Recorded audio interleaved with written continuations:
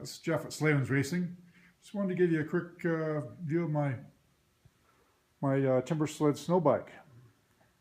It sits here in our warehouse because it's so big that it takes up too much room in my workshop, so I keep it over here, and it's definitely the main attraction here at the store.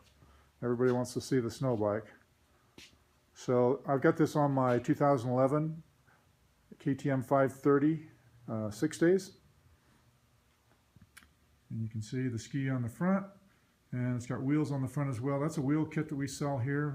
I've also got wheels for the back of it. I just don't have them on it right at the moment.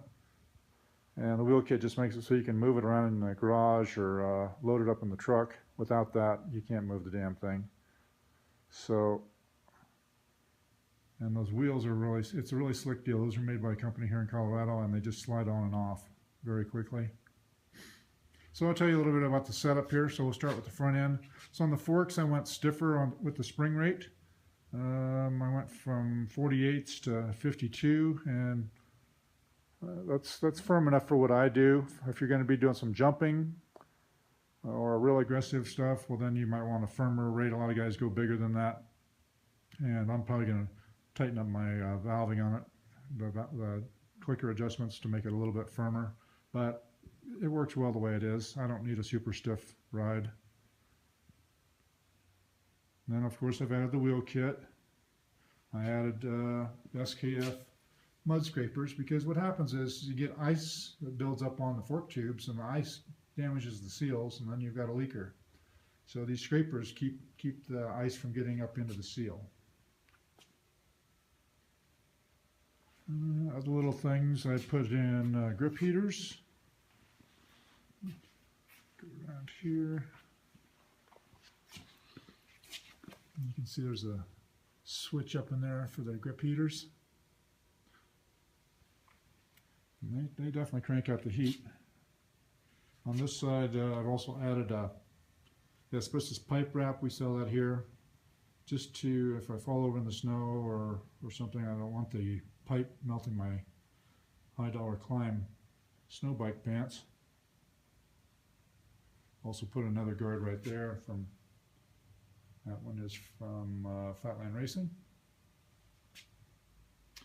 And inside here is the strut. That big shaft right there is the strut. And I didn't like the factory setup, the length that they tell you to put that at. I've changed the setup on it because it was too high in the back. And these things are extremely unstable on hardpack. And by hardpack, I mean dirt roads that are packed down by the snowmobiles, or in Colorado here, they groom them with snowcats. So at the major snow riding areas. And what I didn't realize when I signed up for this sport was I knew the parking lot was going to be extremely sketchy, but you've also got to usually ride several miles up some hard-packed dirt road, snow-covered dirt road, in order to get to the good snow. And in that stuff, these things are extremely sketchy. I mean, it is not a comfortable feeling to ride it on that stuff. So you can see on mine, you can probably tell in here that I've lowered the back end quite a bit. Make it a little more chopper-like, slow the steering down, make it more stable. And it's way better on that hardpack. Other things I did was I geared it down one tooth in the front on the countershaft sprocket, and moved the shift lever up a notch because the snow boots that you wear are big and kind of clumsy. Back here I've got everything but the kitchen sink. This front pack here is a tool pack. And I've got my toolkit in there. I've got a safety blanket. I've got a can of starting fluid because this thing does not like to start when it's cold. And I've got some hand warmers and a lighter in case we need to build a fire or something. And miscellaneous other tools and goodies in there and safety equipment.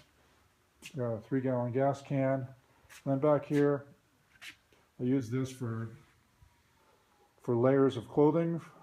If I need to take a layer off or add a layer, you got to have some place to put it. I also keep my little lightning jump starter in there in case I have a problem or someone else has a problem getting their bike started or kills their battery.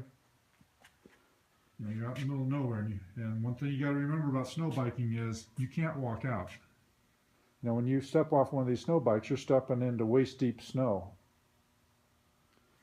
So you could carry snowshoes and get out, possibly, but without that, there's no way you're walking out. So you got to make sure these things are reliable. So far here in Colorado, the snow's been pretty poor this year. So I've only had it out once, and I'm ready to tear it up, just waiting for some good snow.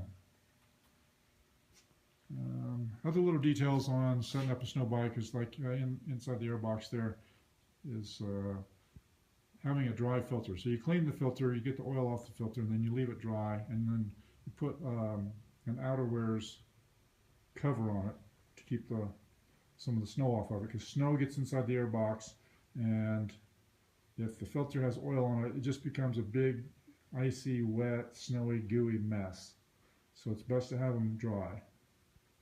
You know, there's no dust, or you don't have to worry about trashing your motor. So that's just a quick view of the old snow bike. It's definitely an expensive game, but has the potential to be a lot of fun. That's all for now.